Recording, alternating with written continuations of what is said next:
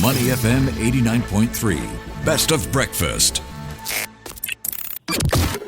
Mind your business, only on Money FM 89.3. That's right. Welcome to Mind Your Business. I'm Ahmad Akhtar alongside Audrey Seek. We've officially entered a new era of work.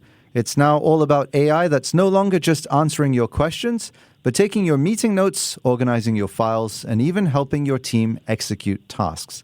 It's come so far, the question is no longer should we use AI, it's how deeply can we integrate it into the flow of work. Yes, and right at the center of this transformation is OpenAI. Now, we're all familiar with ChatGPT, but with the latest rollout of new enterprise tools, businesses can now collaborate securely, manage real-time recordings, and tap into intelligent agents, all built into the same AI they're already using every day. So what does this mean for teams, leaders, and the future of productivity? To find out more about this major launch and what it means for businesses, let's welcome on the show Oliver Jay, Managing Director for OpenAI International. Good morning, Oliver.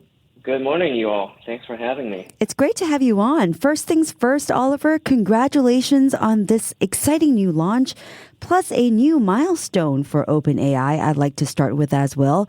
3 million paying business users for ChatGPT. That's massive growth in just a few months, I believe.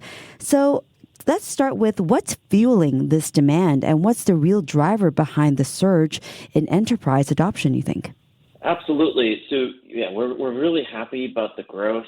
3 million business users is a great milestone. I think for us, the growth from, we were at 2 million just a couple months ago. And so you can really see a massive acceleration in adoption of AI and of our tools. I think there's a number of reasons that you're seeing that's driving this kind of adoption. The first is ChatGPT is just becoming a household name, right? I think more and more people use it like as a verb. I'll go ChatGPT that. And so because people are increasingly comfortable using it at home, what we see, for example, we're seeing monthly active users grow, but we're also seeing daily active users grow even more, right? And so what that tells you is that people are getting more and more comfortable in going deeper with the tool at home. And so it's intuitive that they are now also bringing it to work and seeing, oh, wow, like a lot of the things they can do with ChatGPT at home, they can extend some of the same principles and practices at work. So that's one reason. The second reason, I think, is our ChatGPT for Work product has advanced significantly. And so while the personal version of ChatGPT is also very strong, the business version is very, very powerful, including some of the launches we made just recently this week, one being connectors. And so the idea here is now ChatGPT is connected to your broader knowledge base across your company. So whether your information is in your email, your calendar, your SharePoint, right? It is really now ChatGPT can access that knowledge as additional context. So that is a much richer experience in the business product. Mm-hmm. We also launched a feature called Record. So Record mode is an amazing feature that allows you to record meetings, and it will create a canvas for you that transcribes what was said or timestamp things. And that now becomes context as well that ChatGPT can tap into.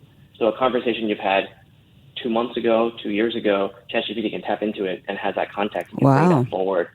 And so these are some of the reasons why I think you see just a lot of adoption and accelerated adoption in the workplace. Yeah, it does seem like ChatGPT is evolving at breakneck speed. But what is also evolving is some of the products put out by some competing AI companies like Anthropic, Google, DeepMind, and Meta AI, just to name a few.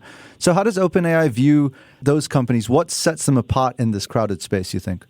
There's a number of reasons. I think, of course, like we, in terms of what makes us different, certainly for us, we believe we have the most advanced AI labs in the world. And as a result, like we believe our models perform extremely, extremely well. Another reason I think that makes us different is the adoption that we have. So ChatGPT is because most people are using ChatGPT at home, right? In Singapore, I think 1 in 3 people in Singapore use ChatGPT on a regular basis. So it becomes a very familiar tool when it's brought into work. For many years, like a lot of companies have tried to roll out tools that the IT department wants to roll out, right?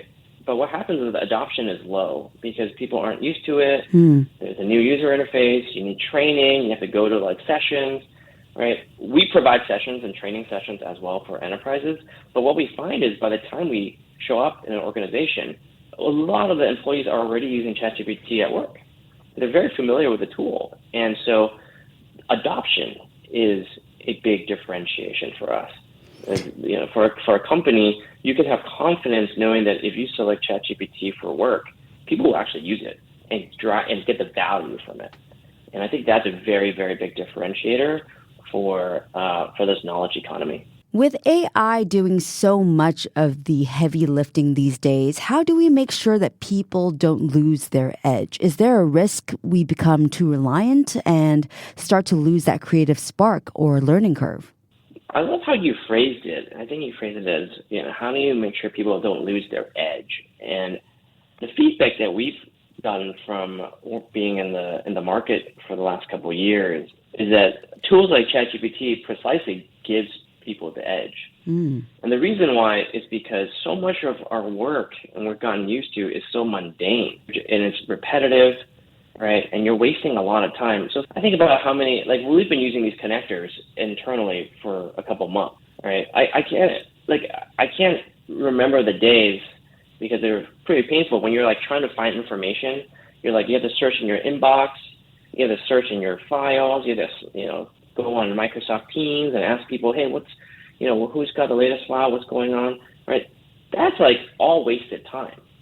Now imagine now ChatGPT with these connectors, we can bring that knowledge and synthesize it for you in one go. Guess what? What that means is you free up a lot of time for employees to actually exercise creativity. And that is the edge you're talking about. That's what we want. We want the knowledge economy to actually create and innovate. Because that's what brings you differentiation, not just performing tasks. And that's what we see. And whether it's a marketing team that in the past had to do all this work to translate, you know, certain materials into like Chinese, now in one go you can translate across Chinese, Malay, Tamil, all at once, same time, with high degree of accuracy. Right? That's not creativity. That's just a translation. So for us, that's what we see in the market is people are actually being able to exercise their edge because of tools like ChatGPT. Yeah, fair point. Oliver, you mentioned 1 in 3 companies, I believe, are using ChatGPT in Singapore. Which kind of companies or sectors are leaning into the platform most aggressively? Are you seeing adoption from the likes of logistics, education, or government and other traditional industries as well? Yeah, thanks for asking that. Just to clarify, I think it's 1 in 3 people in Singapore. I beg your pardon. Yes, 1 in 3 people. It would be interesting. I would be interested how many companies. I think certainly a lot of companies use ChatGPT.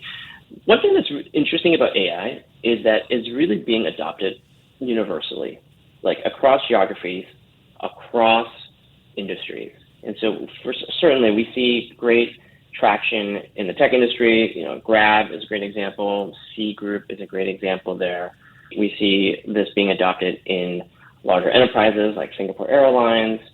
And so what's interesting is we're seeing this across the board in terms of the types of companies that are adopting tools like OpenAI's and ChatGPT.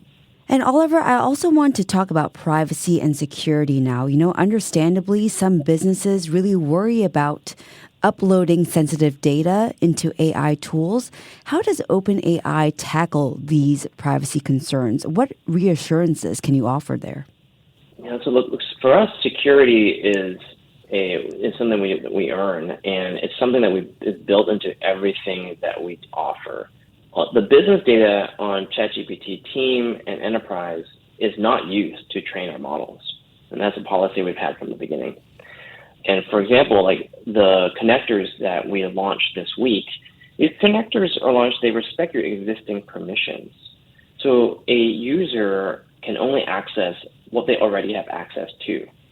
Right. So for example, the access that I have in my SharePoint would probably be different than yours. right? If we work in the same company. Mm-hmm. Right? So the connectors that I can see that ChatGPT helps, let's say I were to do a deep research across my knowledge base, it would be different than yours. And so that's very, very important for us to respect those existing permissions.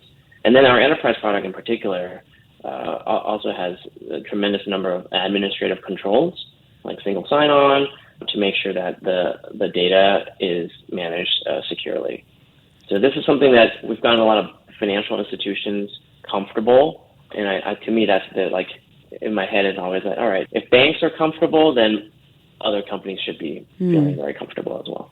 Yeah, just riding on the wave of this accountability and governance topic, Oliver, I'm curious to know whether you think any AI company, let alone OpenAI or including OpenAI, should have the unilateral power to set guardrails for tools that billions use daily. Guardrails are important to a big part of how you make sure that the outputs are accurate and they're consistent. So I think it's absolutely an important part of AI solutions. So on that note, when it comes to businesses, how can companies build AI literacy within their teams, so that staff know not just how to use it, but how to use it responsibly as well? Yeah, I think there's a few things I would say here. The first is when I see companies that I think are on a good path of upgrading their AI literacy, it starts with the culture, right? It starts with the culture. It starts from the very top, right? Does leadership embrace these tools, and are they encouraging employees to actually get the most out of it? That is by far, I think, the most important early steps. Without that, it's hard to really see AI proliferate and be used to the max that it can. So after you have the top-down buy-in, then I think really is around really giving the tools to the employees so that they can actually use and try. And I think obviously for us, we're biased, but we absolutely think this is where ChatGPT really shines because people are already very used to the user interface. Right? Except now they can tap into a lot more powerful features like deep research, right? And this is also where we partner with companies to offer training sessions and help companies go from 0 to 1. Because as you, I think, implied, there are some things around how do you work with AI? How do you write good prompts? How do you automate certain use cases that we've just seen thousands of examples. And so for us, that's where we can come in and also partner with companies as they go on their AI journey. All right. Well, AI giving us that edge. That was a fascinating look into how AI is reshaping the way we work, not just faster, but smarter and more intentionally. Oliver, it was great chatting with you. Thank you so much for your time and for being here with us today. All right. Great. Thank you very much. Yeah, thanks so much, Oliver. Oliver Jay is the Managing Director for OpenAI International. Stay with Money FM 89.3. To listen to more great interviews, download our podcasts at audio.sg or download the audio app. That's AWEDIO, audio at the App Store and Google Play.